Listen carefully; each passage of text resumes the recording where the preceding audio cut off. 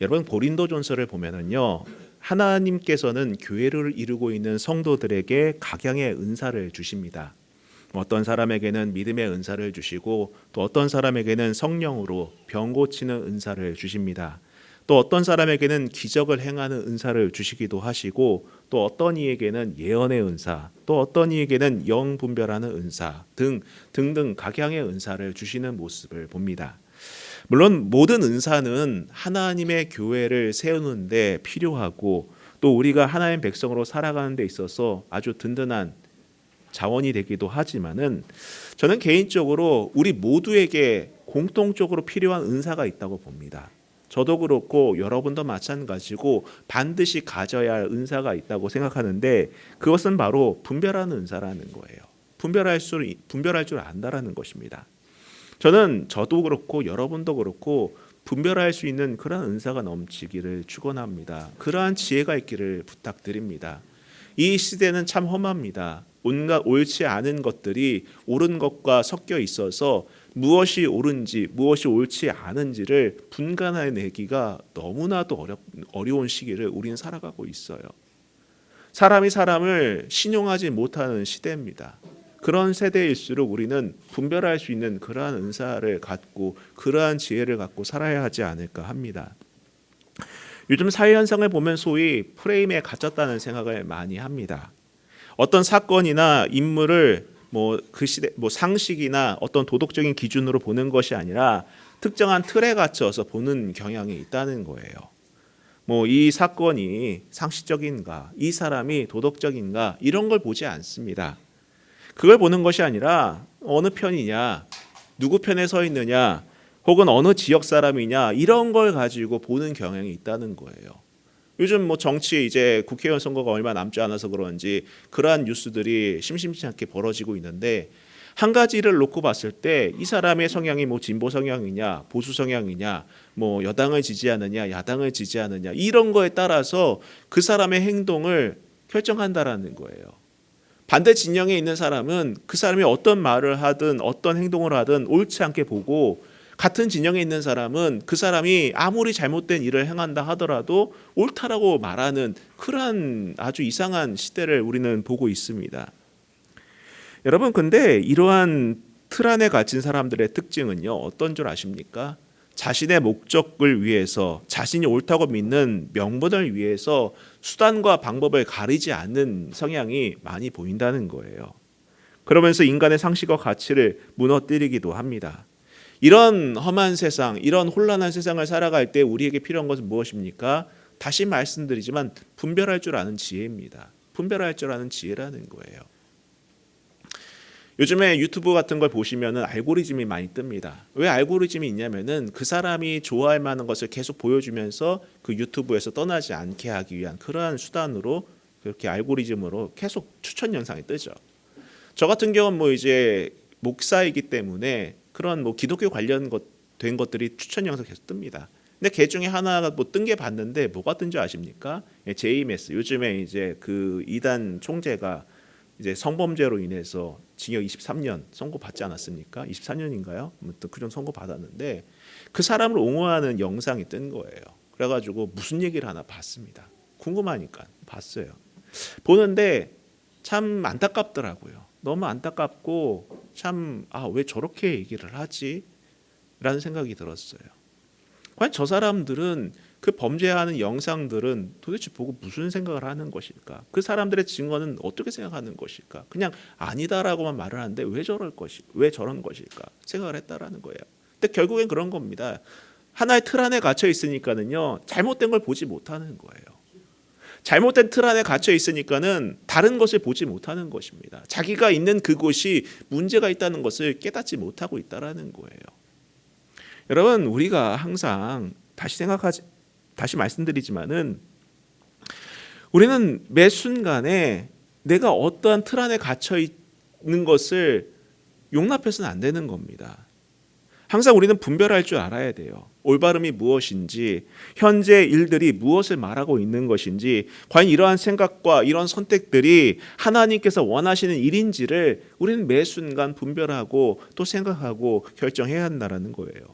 그렇지 않으면 여러분 우리는 쉽게 세상에 휩쓸려 하나님 목적에 어긋나 우리가 소망하는 그리스도인다운 삶이 위태로워질 수도 있는 겁니다. 그런 삶을 살아내지 못할 수도 있는 거예요. 우리는 언제나 하나님의 시선으로 세상과 나를 바라볼 수 있어야 합니다. 그래야만 하는 거예요. 오늘 본문에서 바울에게 벌어진 일들도 마찬가지입니다. 단순히 프레임에 갇혀 편협한 입장에 매몰된 사람들이 어떠한 범죄를 저지를 수 있는지를 아주 낱낱이 보여주고 있다는 거예요. 그리고 또 그런 상황에서 하나님께서는 어떻게 그 믿음의 사람을 인도하고 계시는지를 또 보여주고 계신다라는 겁니다. 여러분 분명 우리가 사도행전은요 초대교회 사도들과 성도들을 통해 나타나는 하나님의 놀라운 기적들의 이야기로 가득합니다. 우리가 지금까지 보아온 일들이 다 그런 것 아니겠습니까? 하나님께서 이러한 기적들을 통해서 초대교회 기독교 공동체를 세워가셨어요. 그리고 그 안에서 하나님의 뜻과 섭리를 이루어가심을 보여주셨습니다. 그런데 여러분 우리가 간과하지 말아야 될 것이 있습니다. 그것이 무엇이냐면은 하나님께서는 언제나 놀라운 기적으로만 역사하시는 분이 아니라는 거예요. 때로는 사람의 눈으로 봤을 때 우연처럼 보이는 일이라 할지라도 그 일을 통해서 하나님께서는 놀라운 섭리로 성도들의 인생을 이끌어가고 계심을 보여주고 계시다라는 겁니다. 자, 오늘 본문으로 들어가 봤을 때 여러분 바울을 잡는 데 실패한 유대교 열성 분자들은 이제 바울을 살해하려는 음모를 꾸며요. 처음에는 합법적으로 바울을 죽이려고 했습니다. 처음에는 사람들을 선동해서 바울을 죽이려고 했어요. 예루살렘에 소동을 일으킵니다. 하지도 않은 일을 했다라고 거짓 뉴스를 퍼뜨리면서 바울을 모함했습니다. 그러면서 죽이려고 했어요. 그런데 그 계획이 로마 군대가 출동하는 것 때문에 실패로 돌아갑니다. 그리고 산헤드린 공회가 열렸고 이 공회를 통해서 이 재판을 통해서 또다시 바울을 죽이려고 했지만 바울이 전한 예수 부활에 대한 복음으로 인해서 더 큰 혼란이 일어났고 이들의 합법적으로 바울을 죽이려고 하는 계획은 실패로 돌아갔어요. 물거품이 되어버렸습니다. 자, 그러자 이들은 더 이상 이대로 바울을 방치할 수 없다는 생각을 갖고 어떻게 합니까? 불법을 계획합니다. 불법을 계획해요. 자, 한번 보도록 하겠습니다. 12절부터 보시기 바랍니다. 날이 샘에 유대인들이 당을 지어 맹세하되 바울을 죽이기 전에는 먹지도 아니하고 마시지도 아니하겠다 하고 이같이 동맹한 자가 40여 명이더라. 대제사장들과 장로들에게 가서 말하되 우리가 바울을 죽이기 전에는 아무것도 먹지도 않기로 굳게 맹세하였으니.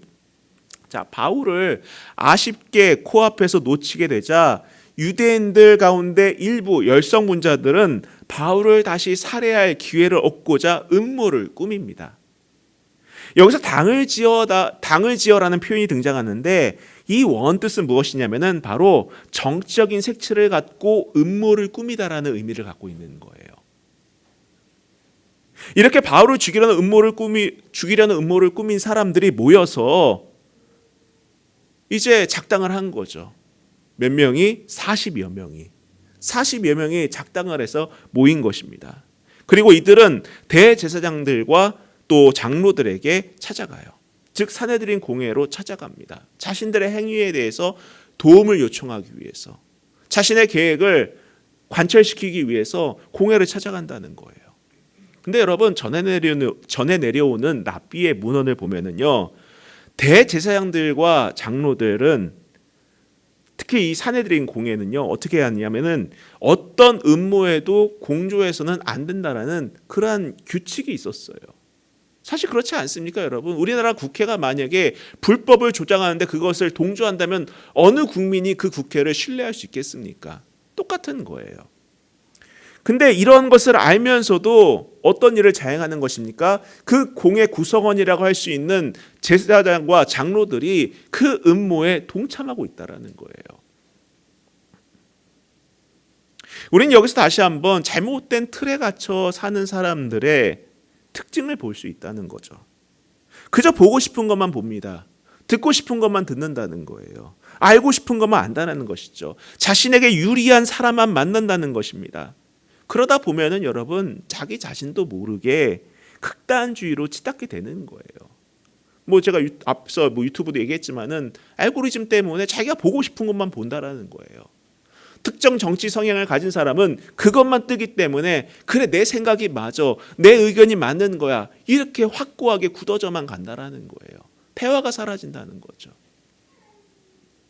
정치뿐이겠습니까? 이단에 빠진 사람들도 마찬가지죠. 자기가 보고 싶은 것만 보고 듣고 싶은 것만 들으니까는 야, 너 잘못됐어, 너 문제 있는 거야, 너 그대로 있으면 큰일 나, 거기 있는 교주 사입이야 라고 얘기하는데도 들으려고 하지 않는다는 거예요. 왜? 이미 그 틀 안에 갇혀있기 때문이라는 겁니다.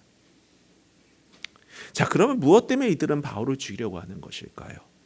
자, 14절에서 보면은 이들이 대제사장과 장로 앞에서 맹세하는 장면이 나오는데, 우리가 바울을 죽이기 전에는 아무것도 먹지 않기로 굳게 맹세하였으니 라는 표현이 등장을 해요. 그런데 여기서 사용되는 단어는 아나테마티조라는 말인데, 이는 단순히 맹세의 의미를 넘어서 저주를 받겠다라는 의미로 사용되기도 하는 단어입니다. 따라서 자신들의 계획이 성공적으로 마무리되지 않는다면은 하나님의 저주를 받아도 난 괜찮아, 이 정도로 완전히 몰입해 있는 거예요. 우리 이 내용을 보면은 결국 이들이 바울을 죽이려고 하는 이유는 단순하게 무엇입니까? 종교적인 열심 때문이었다는 거예요. 오늘날의 이슬람 극단주의자를 보면은 저 사람들 왜 폭탄 주고 저런 짓을 하지? 똑같다라는 겁니다. 똑같은 거예요. 이것이 곧 하나님의 일이라고 착각하고 있었다는 것이죠. 그렇게 하는 것이 하나님을 기쁘시게 하는 일이라고 착각하고 있었던 것입니다. 사실 예전 바울도 마찬가지 아니었겠습니까? 그가 스데반의 순교를 보면서도 그것을 당연하다라고 생각을 했잖아요. 왜 그렇습니까? 종교적인 열심 때문이었다는 거예요. 그게 하나님을 기쁘시게 하는 일이라고 착각했다라는 겁니다. 오해했다라는 거예요. 그리스도인들을 핍박하고 잡아 가두었던 일들도 다 그것이 하나님을 위한 일이라고 생각했기 때문에 그러한 일을 자행했던 것입니다. 여러분, 우리도 이런 함정에 빠질 수 있어요. 하나님을 위한 일이라고 했던 일들이 하나님을 위한 일이 아닐 수도 있다는 겁니다. 우린 그것을 경계해야 돼요. 여러분, 교회를 나오면 다 그것이 하나님을 위한 일입니까? 교회 나와 있으면 다 하나님을 위한 일이에요. 반대로 세상에서 사회생활하면은 하나님을 위한 일이 되지 않은 것입니까? 예?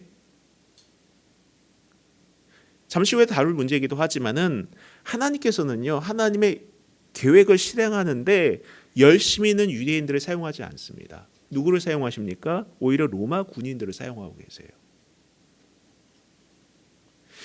우리 이쯤에서 누가복음에 기록된 예수님의 말씀에 대해서 한번 깊이 생각해 볼 필요가 있습니다. 누가복음 10장을 보면은 한 율법학자가 예수님을 시험하기 위해서 이렇게 질문합니다. 선생님, 내가 무엇을 하여야 영생을 얻겠습니까? 이때 예수님께서 이렇게 반문하십니다. 율법에 뭐라고 기록되어 있느냐? 그때 이 율법학자가 대답합니다. 우리가 잘 알고 있는 말씀이죠. 내 마음을 다하여, 목숨을 다하여, 힘을 다하여, 뜻을 다하여 주 너의 하나님을 사랑하고 또한 내 이웃을 내 자신같이 사랑하라 하였나이다. 답변합니다.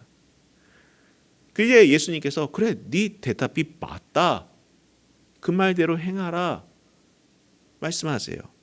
그때 율법학자는 자신을 좀 더 옳게 보이려고 하여서 다시 질문합니다. 그러면 누가 이웃입니까? 누가 내 이웃입니까? 이런 질문을 했다라는 거예요. 그때 말씀하신 비유가 바로 우리가 잘 알고 있는 선한 사마리아인 이야기예요. 여러분 다 아시죠? 사마리안 이야기요. 어떤 사람이 예루살렘에서 여리고로 가다가 강도를 만나서 발가 벗겨져 죽게 되었죠. 그 모습을 한 제사장이 보고 어떻게 합니까? 피합니다. 또 레위인도 그곳을 지나다가 피해요. 그러나 어떤 사마리아 사람이 여행 중에 그를 발견하고 그를 데려다가 자기 돈으로 돌봐주고 또 자기 돈으로 보살펴 준다는 거예요. 그러면 이 세 사람 중에서 강도 만난 사람의 진정한 이웃은 누구냐라는 것이죠. 그게 그 비유의 맥락입니다. 자, 이 말을 현대적으로 각색해 보면 이렇게 말할 수 있을 것 같아요. 어떤 사람이 다치고 헐벗고 낭패를 보게 되었습니다. 이 모습을 목사가 지나치고 장로가 지나치고, 그런데 결국 외지에서 여행하러 온 사람이 이 강도 만난 사람을 도와준 것, 이렇게 해석할 수 있는 것 아니겠습니까? 자, 그러면 하나님께서 원하신 일을 실천한 사람은 누구냐? 목사입니까? 장로입니까? 아니죠. 외지인이죠. 여러분, 우리가 하나님의 일, 하나님의 뜻을 행한다는 것은 목사가 되거나 교회를 다니는 것만으로 단정하기는 어려워요. 반대로 교회 밖에서도 충분히 하나님의 일을 행하고 그 뜻을 이루어갈 수도 있다는 거죠. 바로 여러분의 삶의 터전에서 말입니다. 여러분의 직장과 여러분의 학교와 여러분이 살아가고 있는 그 가정 안에서 하나님의 일을 감당할 수 있기도 하다라는 거예요. 세상은요, 우리를 비난하지만, 그리스도인들에 대해서 손가락질하지만, 그것은 반대로 얘기하면은 그리스도인들에게 요구하는 것들이 있다는 것을 반증한다라는 거죠. 여러분의 삶은 어떠십니까? 여러분의 현실은 어떠한 삶을 살아내고 있습니까? 하나님의 뜻대로 살아가고 계십니까? 아니면 교회에서만 그리스도인이고 세상에서는 세상 사람으로 살아가고 계십니까? 여러분, 우리가 교회에서뿐만 아니라 세상 곳곳에서도 여러분이 믿음의 삶을 살아낼 수 있기를 축원합니다. 그러한 증인으로서의 삶을 살아낼 수 있기를 부탁드립니다. 자, 그럼 이들의 계획은 무엇이었겠습니까? 15절 보세요. 이제 너희는 그의 사실을 더 자세히 물어보려는 척하면서 공회와 함께 천부장에게 청하여 바울을 너희에게로 데리고 내려오게 하라. 우리는 그가 가까이 오기 전에 죽이기로 준비하였노라 하더니, 자, 이들의 음모는 무엇입니까? 사내들인 공회가 바울을 병영 밖으로 유도하면은, 즉 우리가 바울에게 볼 일이 있다, 바울 좀 잠깐 와봐라, 유도하면은 잠복해 있다가 바울을 살해하겠다라는 거예요. 테러죠, 테러. 그런데 이 계획은 단 한 번도 실행하지 못하고 실패합니다. 어떻게? 자, 16절부터 보시기 바랍니다. 바울의 생질이 그들이 매복하여 있다함을 듣고 와서 영내에 들어가 바울에게 알린지라. 바울이 한 백부장을 청하여 이르되 이 청년을 천부장에게로 인도하라. 그에게 무슨 할 말이 있다 하니 천부장에게로 데리고 가서 이르되 죄수 바울이 나를 불러 이 청년이 당신께 할 말이 있다 하여 데리고 가기를 청하더이다 하매, 천부장이 그의 손을 잡고 물러가서 조용히 묻되 내게 할 말이 무엇이냐 대답하되 유대인들이 공모하기를 그들이 바울에 대하여 더 자세한 것을 묻기 위함이라 하고 내일 그를 데리고 공회로 내려오기를 당신께 청하자 하였으니 당신은 그들의 청함을 따르지 마옵소서. 그들 중에서 바울을 죽이기 전에는 먹지도 않고 마시지도 않기로 맹세한 자 40여 명이 그를 죽이려고 숨어서 지금 다 준비하고 당신의 허락만 기다리나이다 하니. 자, 이 내용처럼 유대인 극단주의자들이 꾸민 음모를 바울의 조카가 한 거예요. 생질이라고 나와 있는데 바울의 조카가 한 것입니다. 어떻게 바울의 조카가 이 사실을 알게 되었는지 모르지만은 이 사건의 전말을 천부장에게 전할 기회까지 얻게 된 것입니다. 아마 세상 사람들이 이 일을 보았다면 이렇게 말할 수 있을 것 같아요. 야, 참 운 좋다. 바울이 죽을 운명은 아닌가 보다. 야, 천운이다, 천운. 보통 그런 표현 많이 하지 않습니까? 그러나 여러분, 우리는 이것을 단순히 하나의 우연한 일로 받아들여서는 안 돼요. 이 일이 바울의 조카에게 알려지게 된 것은 흔히 말하는 우연이 아니라 하나님께서 이번 일에 직접 개입하셔서 그분의 계획하에 모든 일이 진행되는 필연적인 사건이었음을 보여준다는 거예요. 우리는 사도행전을 읽어가면서 하나님이 기적적인 일을 통해 병자를 고치시고 베드로를 옥에서 구해내시고 바울과 실라를 옥에서 풀어주시는 놀라운 이 일들을 보았습니다. 그러나 여러분, 그것만이 하나님의 일이 아니에요. 그것만이 하나님의 일이 아니라는 겁니다.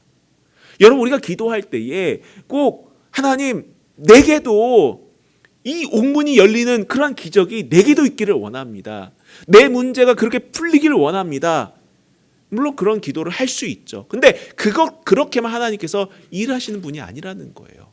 당장 내 문제가 옥문이 열리는 것처럼 열리지 않았다고 해서 낙심하지 마세요. 그렇게 안 됐다고 해서 하나님께서 나와 함께하지 않고 하나님이 안 계시나 보다 이렇게 생각하지 마시라는 거예요. 하나님 그렇게 일하시는 분이 아닙니다, 여러분. 그렇게 일도 하시지만은 그렇게 일을 안 하시기도 한다라는 거예요. 항상 이러한 기적적인 방법이나 비상한 방법으로 사용하는 것만이 아니에요. 이번 경우와 마찬가지로 매우 자연스럽게 과정을 통해서 하나님의 뜻을 이루어 가시기도 한다라는 사실을 여러분 잊지 마시기를 부탁드립니다. 여러분, 우리가 지난 금요일에 신명기 7장 말씀 묵상하지 않았습니까? 그 신명기 7장 말씀에서 하나님께서 어떻게 이스라엘 백성들을 인도하십니까? 어떻게 인도하신다고 하셨어요? 조금씩 그들을 물러나게 하겠다라고 말씀하지 않으셨습니까? 아니, 하나님 단번에 거기를 다 멸절시켜 버리시고 그냥 딱 들어가서 우리가 살면 되지 않겠습니까? 라고 생각할 수 있는데 하나님께서는 조금씩 쫓아내시겠다라는 거예요. 왜요? 너희를 위해서. 너희를 위해서. 너희 때문에 그렇게 하겠다라는 거예요. 그냥 아무도 없는 상태에서 이스라엘 백성들이 들어가게 하는 것이 아니라 조금씩 쫓아내겠다. 과정 속에서 섭리 가운데서 인도해 내시겠다라는 거예요. 여러분도 그 사실을 믿으시기 바랍니다. 그 하나님의 일들을 신뢰하시길 바라요. 저는 질병으로 인해서 기도를 하면서도 그런 기도를 합니다. 저는 하나님께서 어떻게 일하시는지 저는 모르겠습니다. 그러나 모든 상황 속에서 하나님께서 일하시는 줄 저는 믿습니다. 라고 고백합니다. 그런 고백을 한다는 거예요.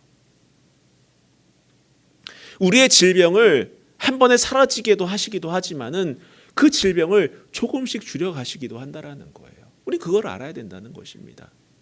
하나님께서는 내게 주실 것을 단번에 주시기도 하지만은 그것을 준비하시고 그것을 내가 누리게 하시기 위한 과정을 겪게 하시기도 한다는 거예요. 여러분, 그것을 우리는 잊지 마셔야 합니다. 아이가 어느 날 갑자기 매운 걸 먹지 않습니다. 젖을 떼고 이유식을 먹고, 그렇죠? 순한 것부터 먹어보고, 그러다가 커가면서 점점 매운 것도 먹고 자극적인 것도 먹고 단단한 것도 먹고 많이 먹기도 하고 그런 것 아니겠습니까? 어떻게 내가 감당하지 못할 것들을 여러분 구하시나요? 하나님께서는 과정을 통해 일하시는 분입니다. 과정을 통해서도 일하시는 분이기 때문에 여러분, 우리는 그 섭리를 인정할 줄 알아야 하는 거예요. 여러분, 이런 하나님의 섭리는 바울에게 뿐만 아니라 그리스도의 피값으로 자녀 삼아 주신 우리의 삶에도 동일하게 이루어 가신다는 사실을 여러분 믿으시기를 축원합니다. 믿으시길 축원해요. 아멘이십니까? 우리는 그 하나님의 섭리를 믿고 인정할 줄 알아야 합니다. 사실 그렇지 않아요. 우리가 이렇게 교회를 이루게 된 것도 우연이 아닙니다. 우연이 아니에요. 저는 우리 성도님들 한 분 한 분이 정말 그 처음 오신 순간부터 눈에 아른아른거리고 그 제 기억과 제 삶 속에 녹아져 있어요. 그래서 너무 귀해요. 교회 개척하자마자 짠 하고 이렇게 계신 것이 아니라 한 분 한 분의 스토리가 다 있어요. 한 분 한 분의 이야기가 다 있다는 거예요. 그 만남 속에서 하나님의 역사하심을 경험하게 하시고 일하심을 보게 하시고 한 분 한 분과의 소중한 관계를 허락하여 주신 것이 너무 감사하다는 것입니다. 하나님이 이렇게 일하시는 분이라는 거죠.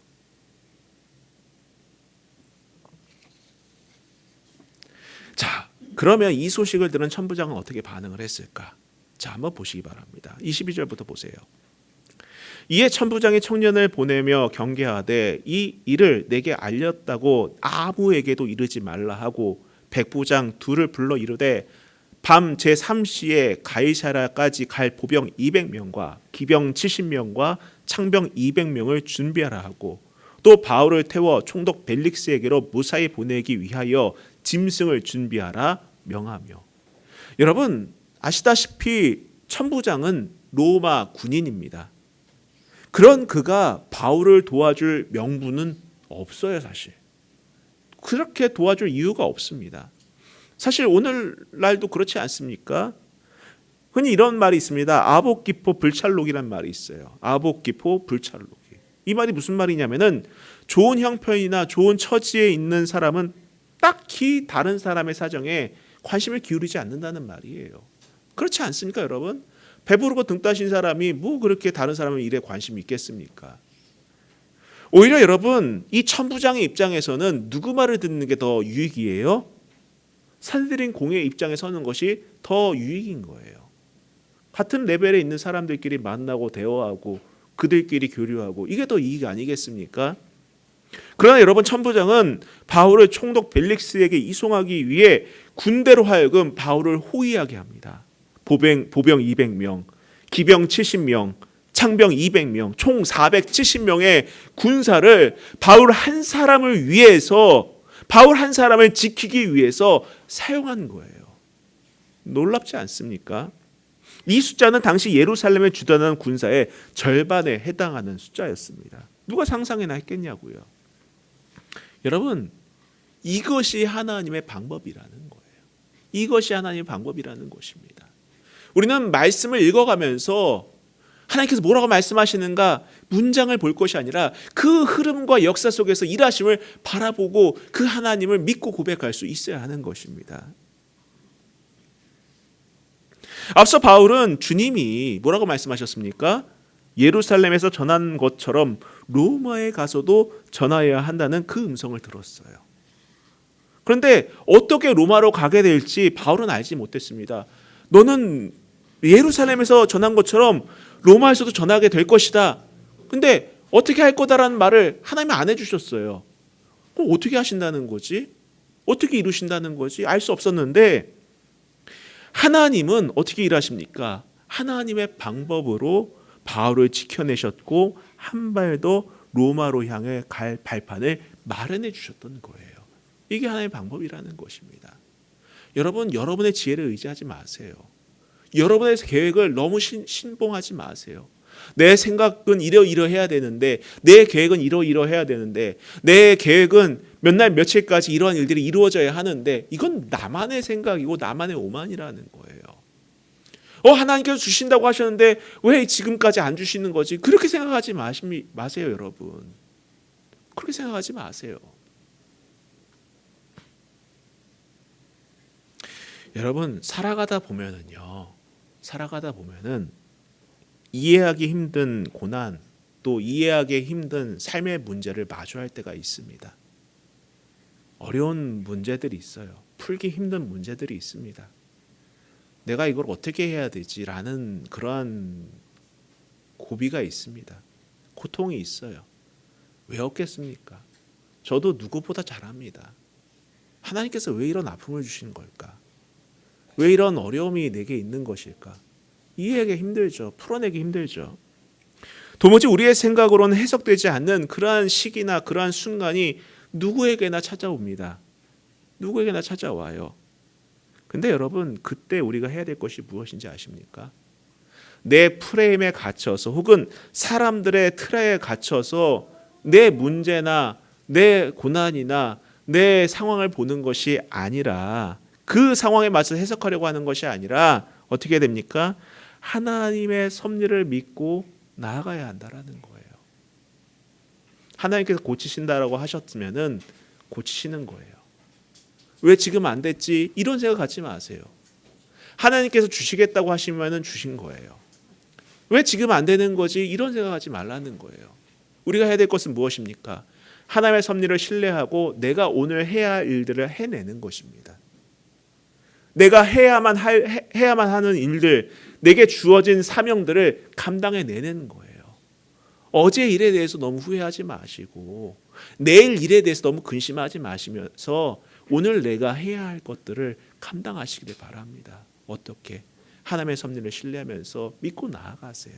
그러면 되는 거예요. 학생은 오늘 내가 해야 할 펜을 들고 할 분량을 하면 되는 것이고, 성인들은 내가 감당해야 될 사명들을 감당하고 일들을 감당하면 되는 거예요. 그거면 충분한 겁니다. 그러면 여러분이 최선을 다하는 거예요. 남이 뭐라고 해도 신경 쓰지 마세요. 내 옆 사람이 뭐라 판단해도 신경 쓰지 마세요. 그 사람이 여러분의 인생 책임져 주는 거 아닙니다. 심지어 아내도 남편도 내 인생을 책임져 주지 못해요. 부모도 내 인생 책임져 주지 못합니다. 자녀도 내 인생 책임져 주지 못해요. 오직 하나님만이 내 인생을 책임지고 인도하시는 분임을 믿으시길 축원합니다. 여러분, 사람들이 말하는 것, 그 사람도 자기 인생 책임 못 집니다. 하물며 남의 인생 어떻게 함부로 말할 수 있겠습니까? 그런 사람들의 말에 휘둘리지 마세요. 우리가 할 것은 무엇입니까? 하나님께 맡기세요. 하나님께서 내게 주신다고 하셨으니까 믿습니다. 내가 오늘 감당해야 할 것들을 감당할 힘을 주옵소서. 내가 해야만 하는 일들을 해낼 수 있게 힘을 주옵소서. 의지를 갖게 하옵소서. 이거면 충분한 거예요. 이거면 충분한 겁니다.